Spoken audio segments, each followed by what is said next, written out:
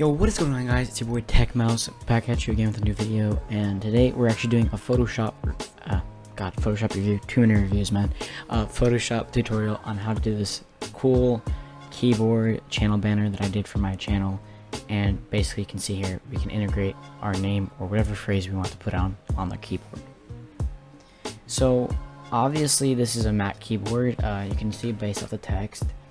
And what I did here is I actually erased all the extra letters that were on the keyboard so that it looks more like you could just see the actual phrase so that the user can focus on it. And to get started here, all we're going to need to do is get our channel art template. So you can get this online. You can look up YouTube channel art template, or I'll just give you guys a link in the description. But if you do want the proper resolution for the full size, it's 2560 by 1440, and the actual banner for most desktops is 1546 by 423. So what we're going to be doing here is just taking this template, adding a new layer above it, and what I like to do actually is put rulers down on or guides, like I guess you could say, on the desktop safe areas, and so we can put so we can snap to those boxes basically.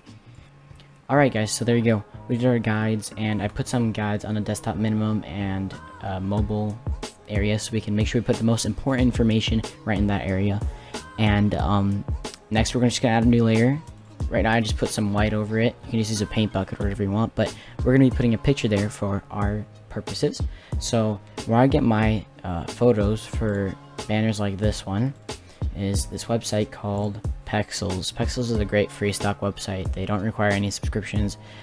This video is not sponsored by them, and there's free royalty pictures, plenty of them. You just search whatever words you want and you'll get nice high quality images. Like some of them go up to 4K. It's insane.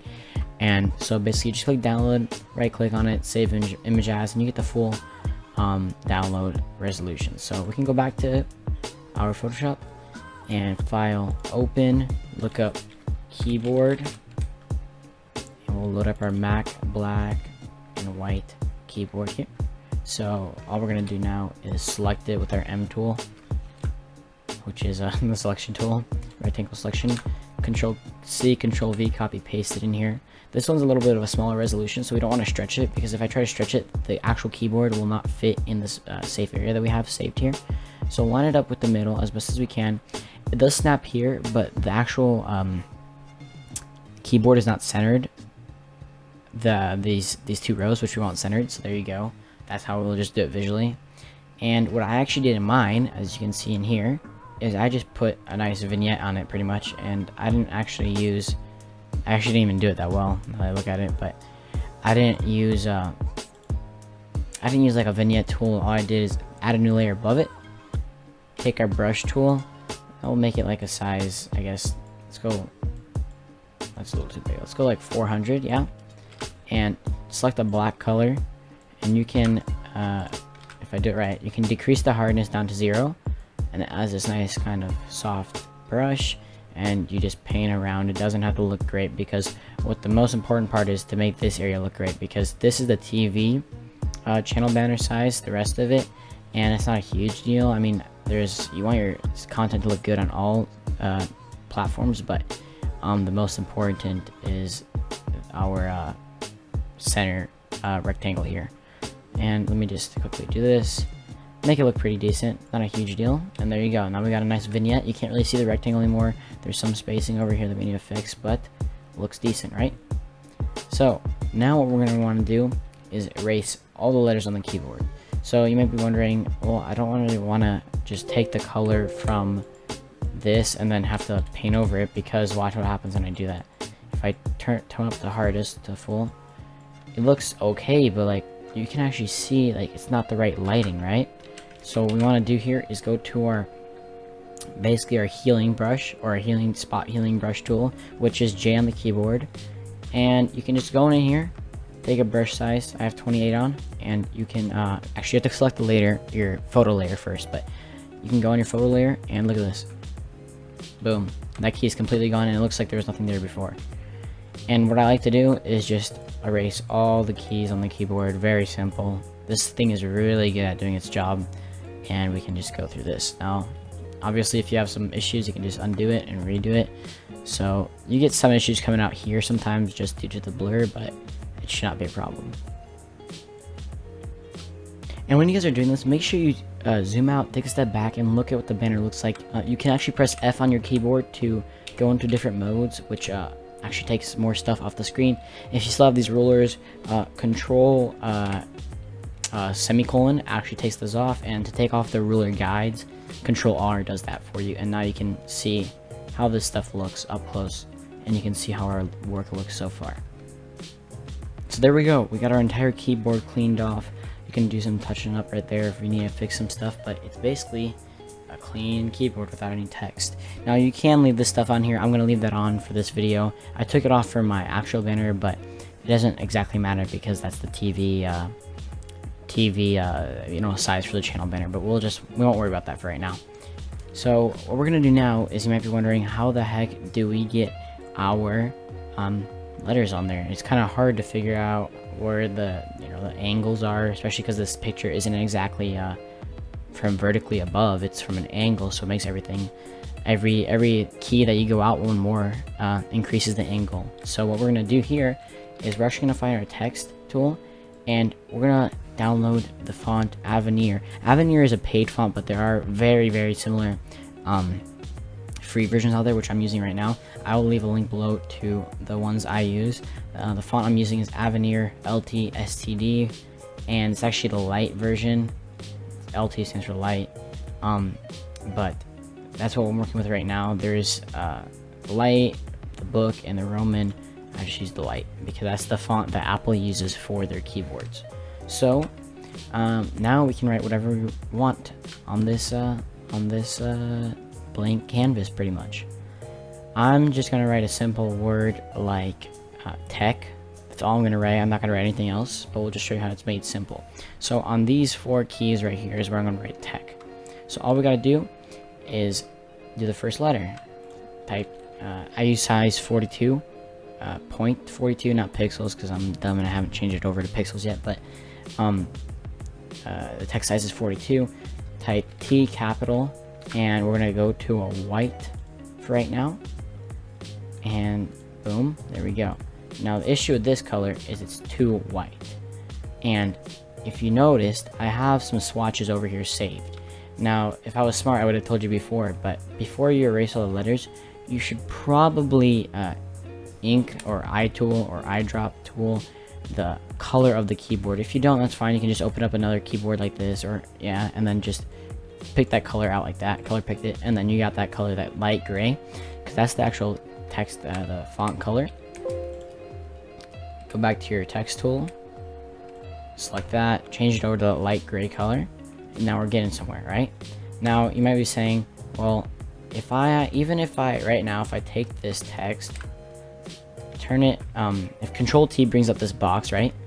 Holding Control, you can move it at different angles, right? Even if I do this, I move it over here to match the angle.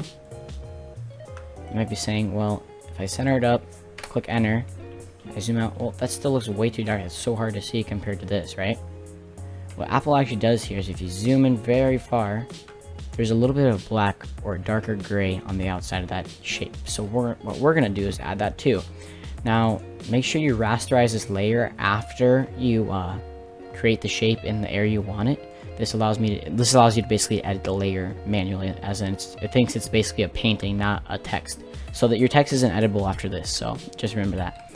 Now we're going to create a new layer, put it underneath the letter T, select the letter T layer, go to our magic wand tool, which is W on the keyboard, select our T, click over on the layer below it, go to selection, modify, expand, and expand by 1 pixel.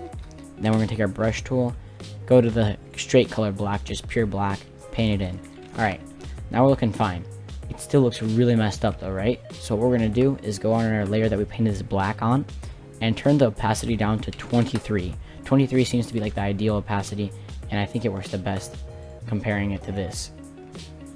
Now you're looking at it, you're like, okay, maybe it's still a little dark. So all we got to do is maybe take a brighter gray from this. Boom. and we can change out the color of this, even though we already rasterized the layer. We just gotta use our wand tool again and take that new gray color that's a little bit lighter, not that color, that's a black. Take this gray color, it's a little bit lighter, and there you go. Now obviously there's some pixelation just due to the fact that I just painted that. We're actually gonna feather this in. We'll just brighten this up for a little bit. Just go some hue and saturation, brighten it up. There you go. Boom. Alright, so there you go.